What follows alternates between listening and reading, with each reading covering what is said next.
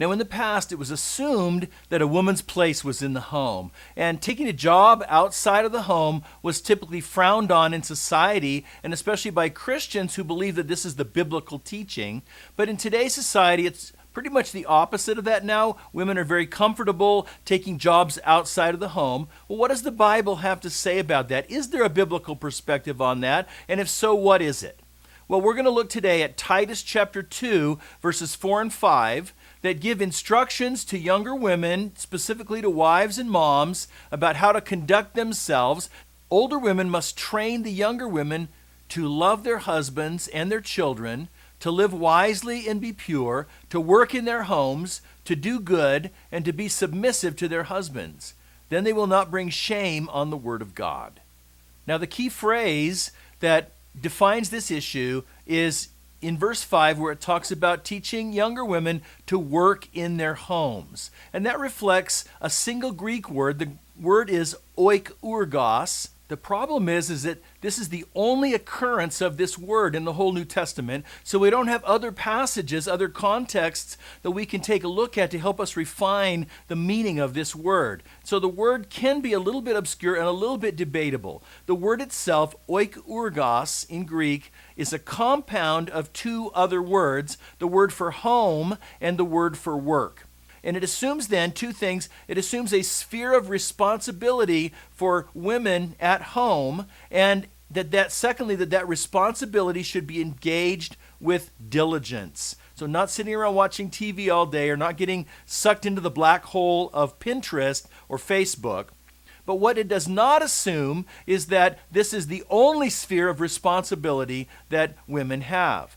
Now we're going to look at 4 contexts to help us understand this word a little bit better. The first is the context of the ancient Greco-Roman world. Of course, that world is very different from ours, and so we can expect the application of this word to be a little bit different maybe than it would be for us.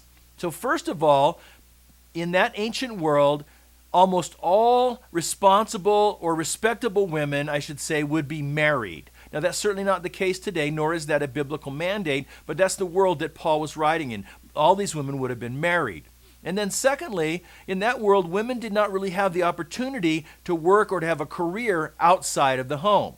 Now, the second context to take a look at is some other things that the Apostle Paul wrote around the same time and in a fairly similar situation. In 1 Timothy chapter 5, verse 13, he's speaking to younger women, just like he is in Titus, but he's speaking to women who are not married but who are widows. And that would have been much more common in that day than it is today for younger women. And here's what he says.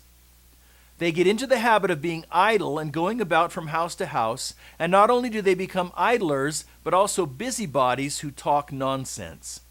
So if you compare those two contexts, to be a worker at home probably has the idea of being the opposite of this lazy busybody who's spending all her time socializing and gossiping, and that Paul is trying to address to Timothy. And so instead, in 1 Timothy 5, verse 14, he goes on to these younger women and tells them to take care of their own homes. And that word means to manage or rule over the affairs of a household, to take responsibility for a well-managed home. So that context gives us a little bit of idea of what Paul might be talking about in Titus chapter 2. Now the third context takes us back to the Old Testament, to Proverbs chapter 31. Proverbs 31 describes an ideal wife and mother in Old Testament times. And it talks about how she's industrious, how she takes care of her family. And those ideas merge perfectly with Titus chapter 2. But we go beyond that. I want you to see in verse 16 in Proverbs 31, it says, she goes to inspect a field and buys it. With her earnings, she plants a vineyard. And then in verse 18, she makes sure her dealings are profitable. Her lamp burns late into the night.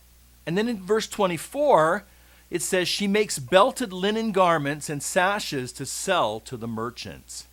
So here we see a picture of a woman who is entrepreneurial, who is bringing in income into the family. She's making business deals. She's starting businesses, a vineyard. She's selling stuff that she's produced.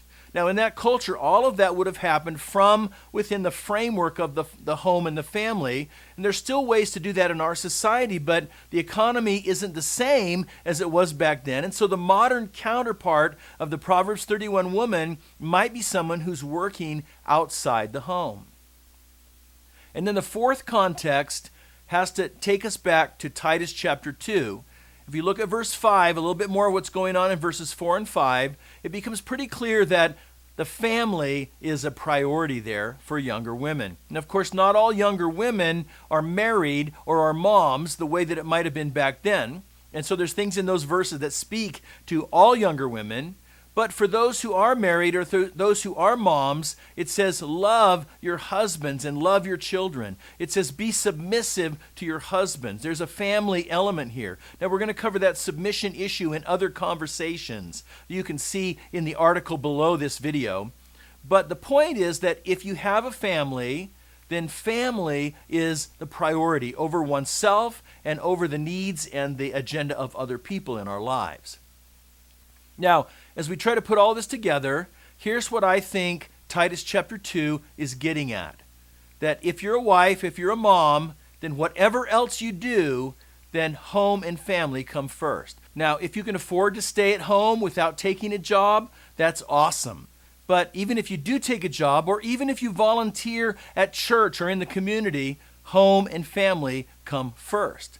Now, that doesn't mean a woman has to stay cloistered in the home. There are biblical examples of women who are engaged in the community, who are in leadership roles. And this certainly doesn't mean that there are certain chores that are women's work. The word oikurgos isn't about certain responsibilities or who does what chores. It's about priorities, not practices. I was married to a very intelligent, talented woman. She was a math teacher, and she had a distinctive gift. Not only this amazing intellect to understand math concepts, but the ability to explain it and help other people grasp and learn. And before she passed away, she mentored many students, an incredible legacy in countless lives of young men and young women. She was using her gifts and abilities to honor God in the workplace. She made a difference in many lives as a result. But for her, home and family came first. And so when our kids were young, she worked outside the home just on a limited basis. She did some tutoring out of our kitchen, tutoring math. She taught at a local university just one night a week. And then when the kids got into school, she went to work at a school. And so she was able to keep similar hours to their hours. And that's how it worked out for us. So the bottom line is, I think what Titus chapter 2 verse 5 is saying to us is that if you're a wife, if you're a mom, your priority is home. If you can use your gifts and your abilities outside of the home, great. But if your career or your volunteering, whatever it is, if that interferes with the well-being of your family, then your priorities need to be adjusted accordingly. Whatever enterprising and creative activities that you engage in, that you use your gifts in, family comes first. Now, this does not by any means let men off the hook. Men have a significant responsibility at home as well. So men need to consider the effects of their work habits, of the overtime that they're working. Is that detrimental to your family? All the work you're bringing home, is that hurting your family? Is that interfering with your responsibility at home? Because men then need to be engaged with the kids as well. And men need to provide the leadership to take the initiative spiritually to disciple their wives and help their kids pursue God.